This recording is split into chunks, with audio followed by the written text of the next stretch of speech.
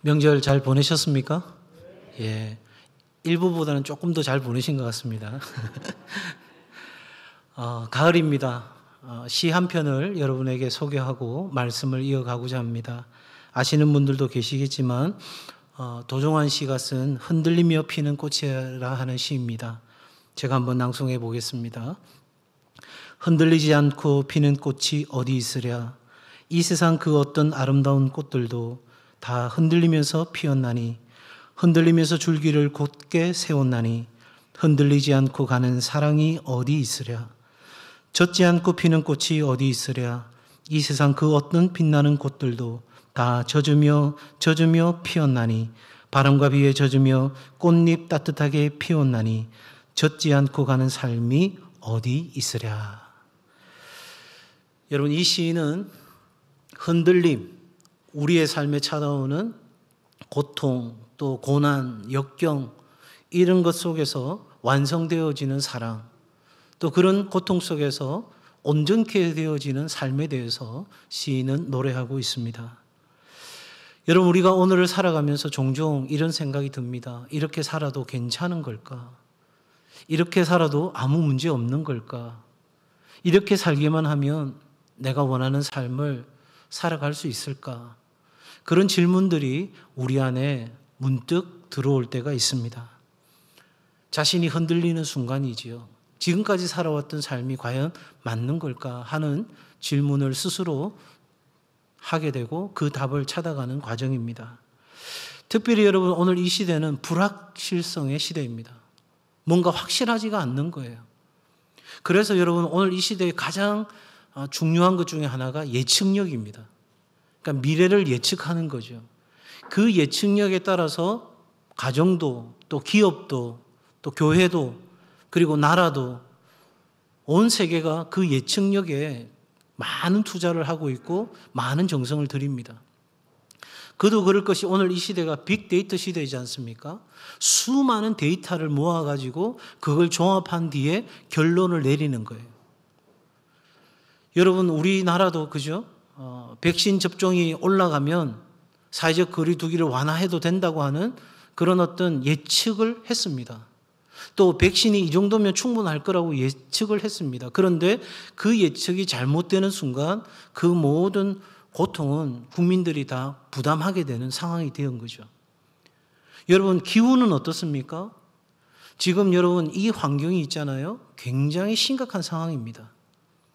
생물학자들과 지구를 연구하는 사람들은 지금 대멸종의 시간이 가까워왔다는 겁니다. 우리가 아는 것처럼 이 땅에 있던 공룡들이 사라지고 했던 것처럼 바로 그런 인간의 대멸종의 시대가 그리 멀지 않았다는 것입니다. 그러면서 몇 가지 중요한 요인 중에 하나가 기후변화입니다.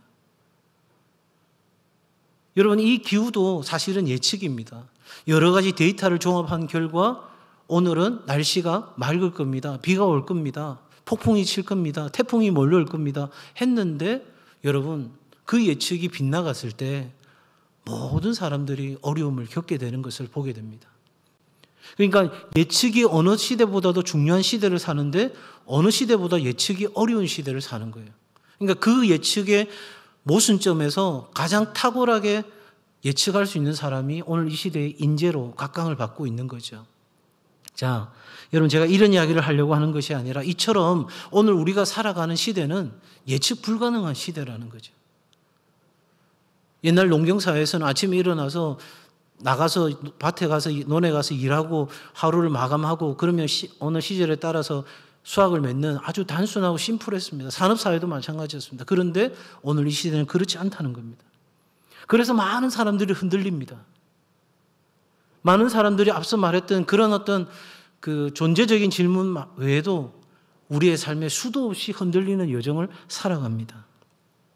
물론 여러분, 흔들리는 것 자체가 나쁜 일은 아닙니다. 흔들리면서 우리는 뿌리를 더 깊이 튼튼히 할 수 있기에 그 흔들림은 우리에게 지극히 정상적인 거예요. 그래서 누군가 이렇게 표현했습니다. 1000번은 흔들려야 어른이 된다고요. 맞는 말이죠. 수없이 실패하고 수없이 넘어지는 과정을 통해서 우리는 성장하고 성숙하면서 자라가게 됩니다. 그러나 여러분, 흔들리는 그 가운데서도 우리가 중심을 잡아야 될 무언가가 있다는 거예요. 단단하게 붙잡고 있는 무언가가 있어야 이 흔들림을 극복하고 우리는 더욱더 이 세상 가운데서 단단하게 살아갈 수 있다 하는 것입니다. 자, 그러면 여러분, 어떻게 하면 우리의 삶이 이 흔들리지 않는 단단한 삶을 살아갈 수 있을까? 오늘 저는 이 본문의 말씀을 통해서 오늘과 다음 주 두 번을 나누어서 말씀을 전하려고 합니다. 자, 오늘 이 본문의 말씀의 배경이 된 것은 빌립보 교회입니다. 빌립보 교회는 자매들이 중심이 되어서 세워진 교회입니다. 참 사랑이 많고 따뜻한 교회였어요.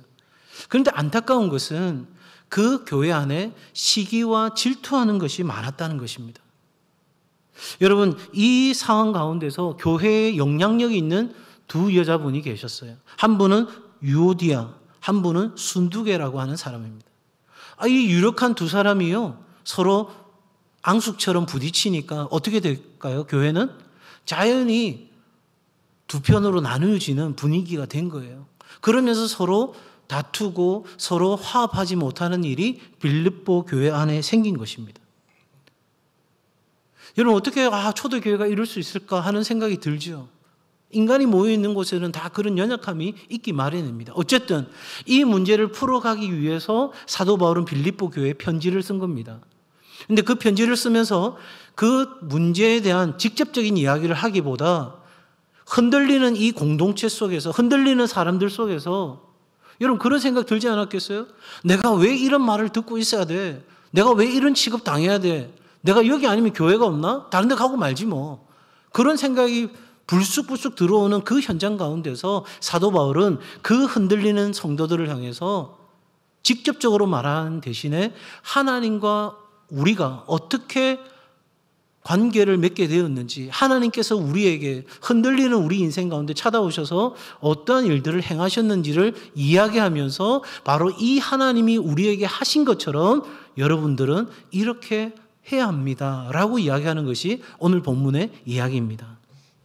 자, 그렇다면 여러분, 우리가 오늘 이 흔들리는 세상 가운데서 내 중심이 흔들리는 그 삶의 한복판에서 어떻게 우리가 단단하게 설 수 있을까? 그 첫 번째는 여러분 1절에 그 비결이 있습니다. 같이 읽습니다. 1절 시작.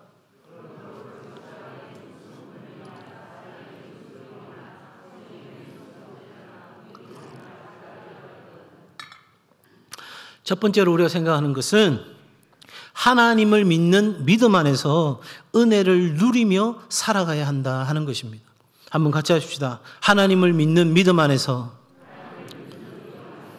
은혜를 경험하고 누리며 살아갑시다.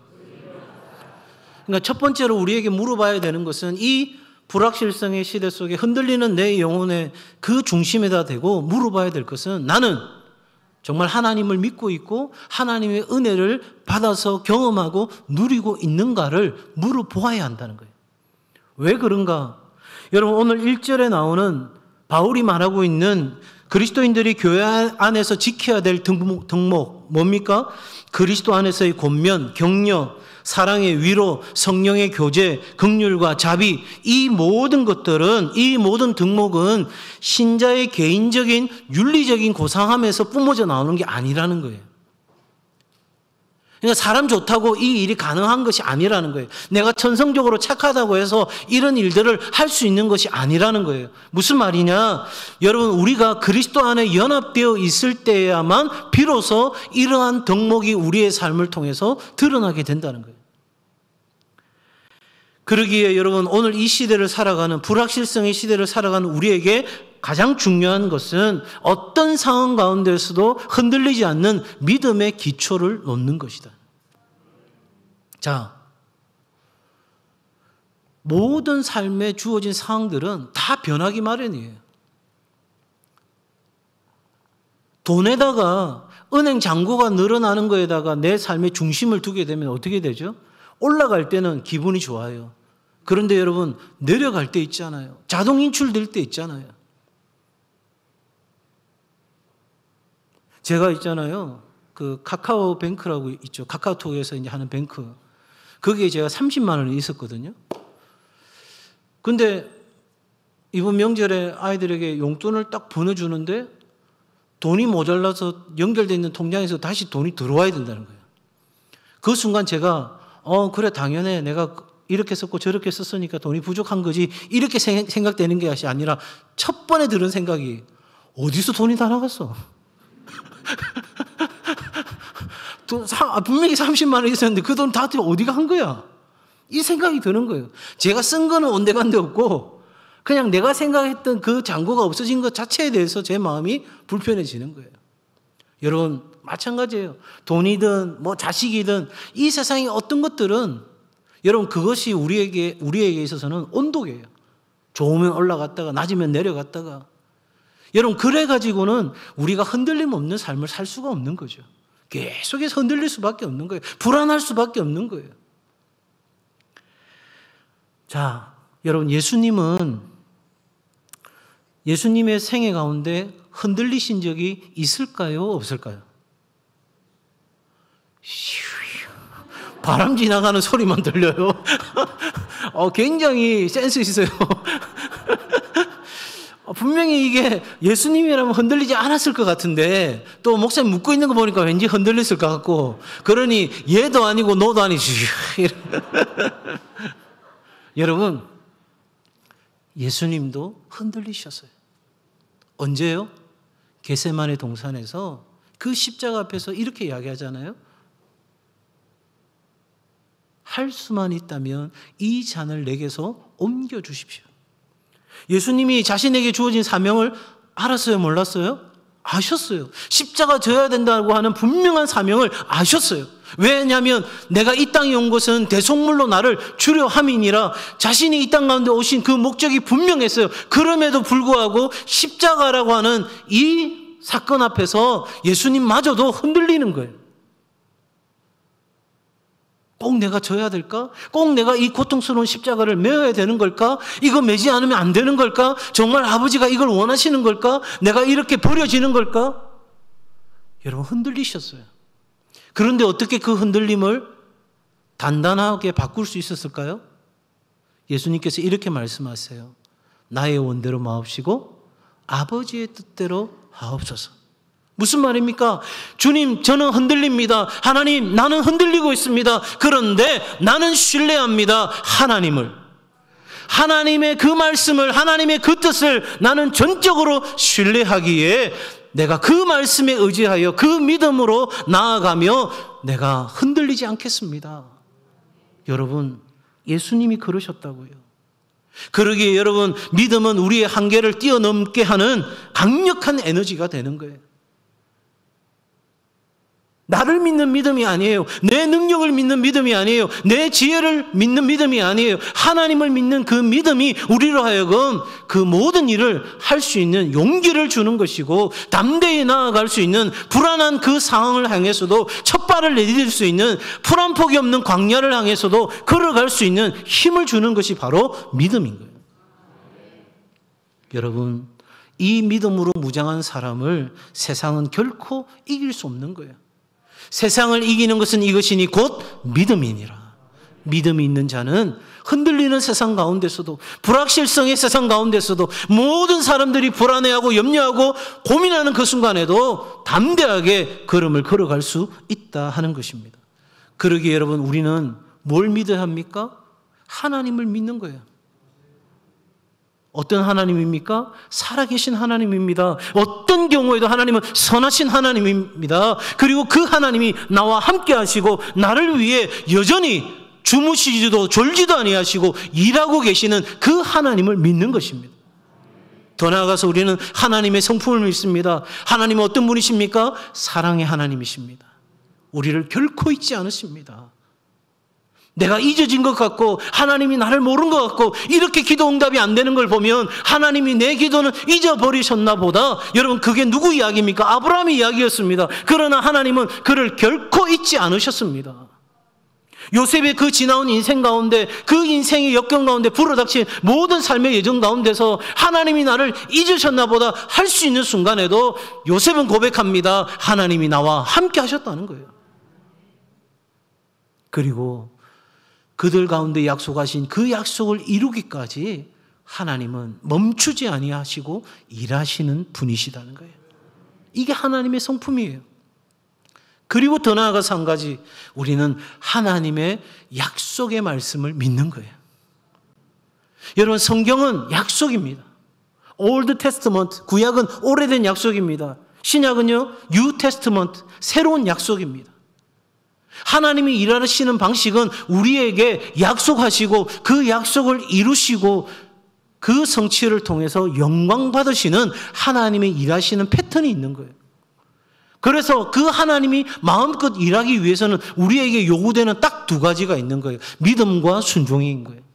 그 약속을 믿고 그 약속대로 행하면 하나님이 성취하시고, 하나님이 성취하시면 하나님이 영광 받으시는 이 놀라운 하나의 열매가 맺혀지는 역사가 일어나게 되는 거죠.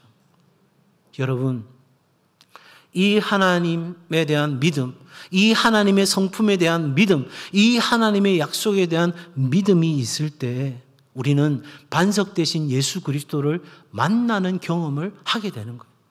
그 예수 그리스도를 만남으로 말미암아 우리는 그 흔들리는 인생의 한복판에서도 중심을 잡고 살아갈 수 있는 힘을 얻게 되는 것입니다.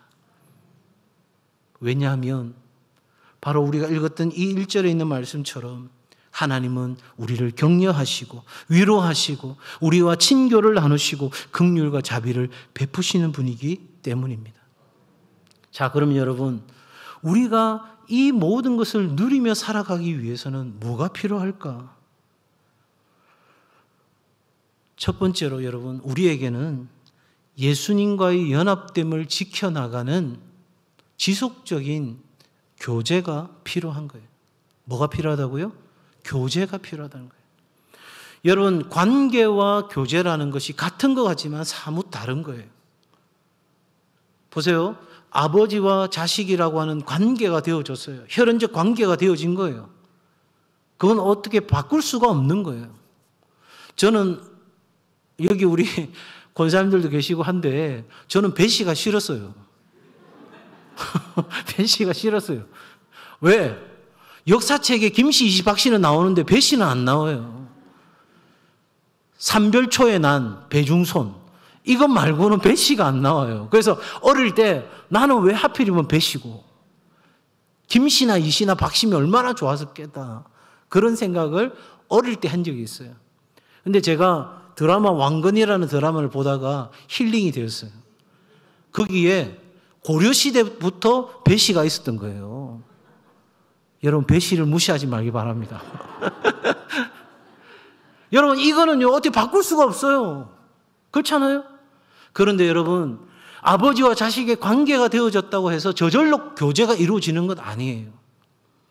부모와 자식 관계인데 원수처럼 지내는 사람들도 많아요. 그래서 관계와 교제는 다른 거란 말이에요. 여러분, 우리가 그 하나님의 성품, 하나님의 약속을 있는 그대로 받아서 그 반석이신 예수 그리스도 안에서 온전한 만족을 누리며 살아가기 위해서는 우리 삶에 이 교제가 끊어져서는 안 된다는 거예요. 뿐만 아니라 여러분, 그 기도 가운데서 지속적으로 관계를 이어가야 한다는 거예요. 이렇게 이야기하면 아마 이렇게 되물어 보실 분들이 있을 것 같아요. 목사님, 제 상황이 그렇지 않습니다. 제 환경이 그렇게 말씀 보고 기도하고 그렇게 시간을 가질 만한 여유가 없습니다. 제 마음이 얼마나 힘들고 어려운 줄 아십니까? 제가 얼마나 고통 속에 살아가는지 아십니까? 여러분, 그 어떤 상황이라 할지라도 하나님과의 사귐을 절대로 포기해서는 안 되는 것입니다. 우리가 세상의 것을 다 잃었는데 만약 하나님과의 교제마저 잃어버린다면 우리는 정말 아무것도 없는 자가 되어버리는 것입니다. 여러분, 하나님은 우리에게 뭘 더 하라고 말씀하시는 게 아닙니다. 그냥 너의 있는 모습 그대로 나오라는 것입니다. 기도할 수 없는 모습이어도 괜찮습니다. 말씀 볼 수 없는 상황임에도 괜찮습니다. 하나님을 예배할 수 없는 감정이어도 괜찮습니다. 내 삶의 상황이 도무지 여건이 하나님 앞에 나아갈 수 없는 상태여도 괜찮습니다. 그냥 있는 모습 그대로 주께로 나오면 하나님이 여러분을 만지시고 하나님이 여러분을 돌보시고 하나님이 여러분을 붙잡아 주십니다.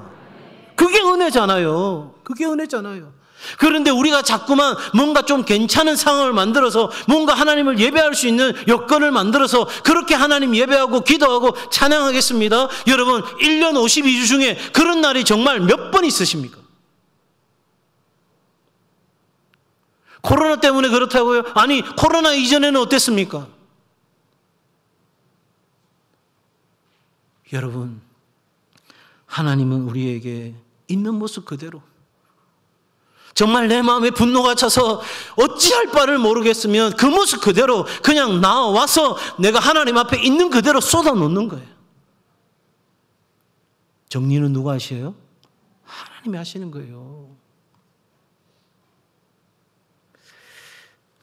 바로 그때 우리는 변함없는 하나님의 은혜를 경험하게 되고 흔들리는 우리의 삶의 중심을 잡고 설 수 있는 힘을 갖게 되는 것입니다. 두 번째로 여러분 2절부터 4절까지입니다. 좀 긴 절이긴 하지만 2절부터 4절까지 같이 읽겠습니다. 시작.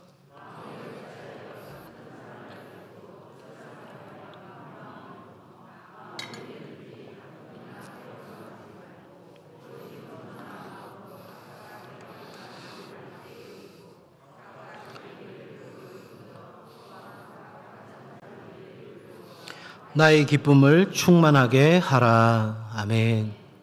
두 번째는요, 적극적으로 선택하며 살아가야 한다는 것입니다. 한번 따라 하실까요? 적극적으로 선택하며 살자.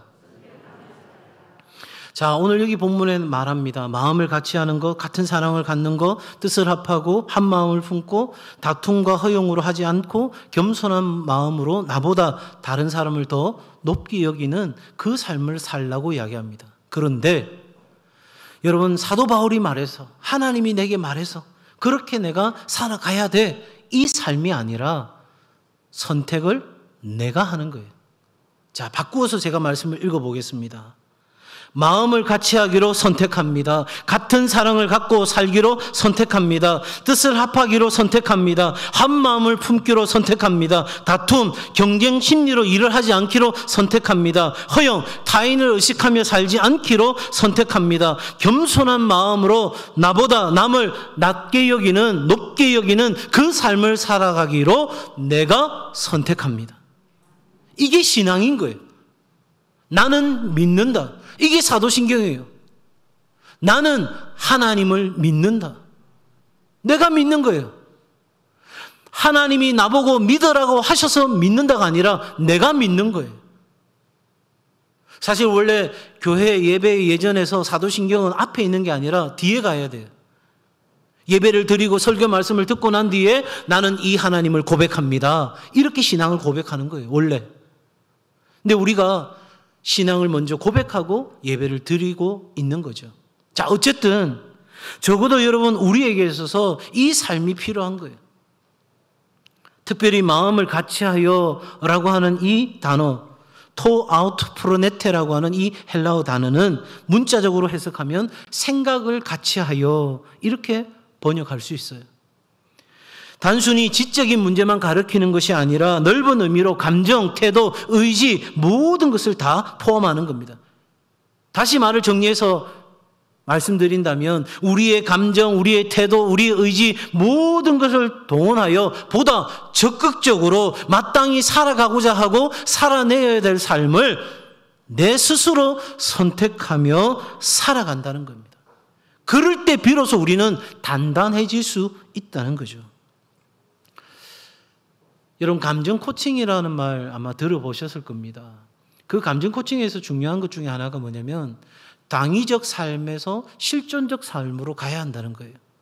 당위적 삶이라는 것은 have to, 그러니까 뭐뭐 해야 한다, 이 삶인 거죠. 여러분 이 삶을 살게 되면 어떻게 되느냐면 좋을 때는 다 괜찮아요.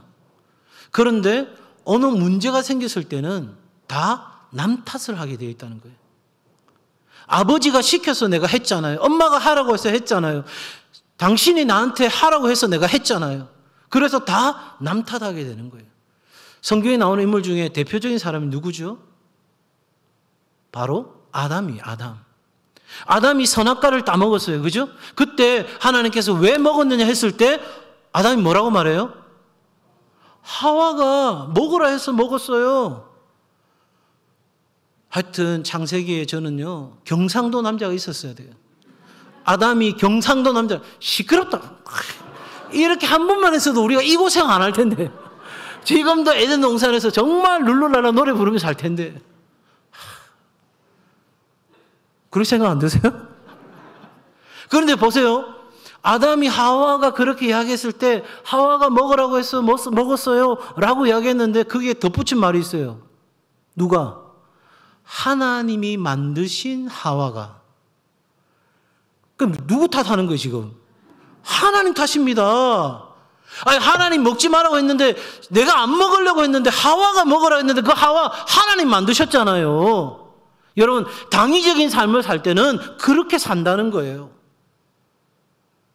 우리가 어떤 경우에는 마땅히 당위적으로 살아가야 될 몫이 있어요. 그런데 그 당위적 삶을 실존적 삶으로 바꾸는 거예요. 어떻게 바꾸는가? 앞서 말씀드린 것처럼 마음을 같이 하라 했을 때 내가 스스로 원하는 거예요. 마음을 같이 하고 싶다. 마음을 같이 할 거야. 이렇게 내가 내 마음으로 가져와서 내 안에 동기부여해서 내 스스로가 결정하고 선택하는 거예요. 그렇게 되면 책임을 지라는 말이 아니라 책임을 지는 순간에 네가 책임을 질 수 있겠니라고 스스로에게 자문하고 이해라고 대답하고 우리는 기꺼이 그 삶을 선택하는 거예요.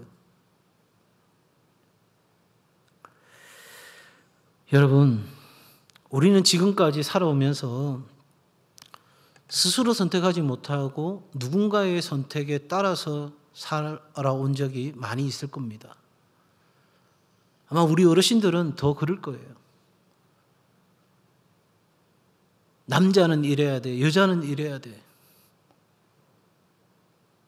여러분 저보고 목사님 좀 자주 웃으세요 이렇게 좀 하지 마세요. 제가 지금 웃는 게 최선이에요. 왜냐?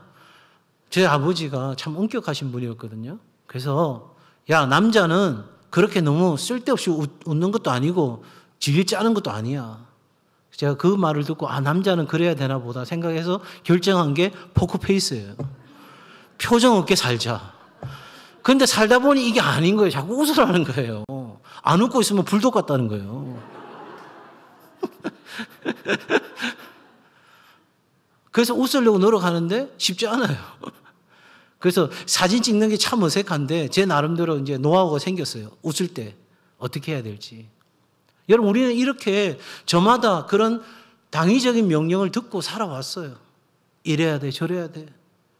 그렇게 살다 보니 어느 순간인가 흔들리는 상황 속에서 내가 주체가 아닌 거예요. 내가 중심이 아닌 거예요. 성도 여러분, 다른 사람이 원하는 옷을 입고 살아갈 때 그들이 만족할 때까지 삶을 맞추면서 살아갈 때 우리는 계속 흔들릴 수밖에 없는 거죠. 적어도 지금까지 우리의 삶이 흔들렸다면 괜찮습니다. 이제부터라도 우리의 당위적인 삶에서 실존적인 삶으로 나아가는 은혜가 있기를 바랍니다. 내게 주신 이 하나님의 말씀도 내가 정말 내게 주신 말씀으로 받아서 내가 그 말씀대로 살아가기로 결정하는, 그래서 하나님 앞에서 이 삶을 살아가는 전적 책임이 나에게 있다고 하는 그 고백적인 신앙으로 살아갈 때 우리는 능히 세상을 이기고 세상 가운데서도 흔들리지 않는 삶을 살게 될 줄로 믿습니다. 사랑하는 성도 여러분, 참 불안한 시대를 삽니다. 그죠? 우리가 이 어두운 터널을 지나고 나면 그 뒤에 어떤 삶이 펼쳐질지 누구도 장담할 수 없는 그런 불안한 시대를 살아갑니다. 그럼에도 불구하고 우리 모든 주의 백성들은, 우리 동성애 가족들은 흔들리지 아니하고 단단하게 살아가는 귀한 인생 되시기를 주의 이름으로 축복합니다. 기도하겠습니다. 하나님 아버지 고맙고 감사합니다. 불확실성의 시대 속에서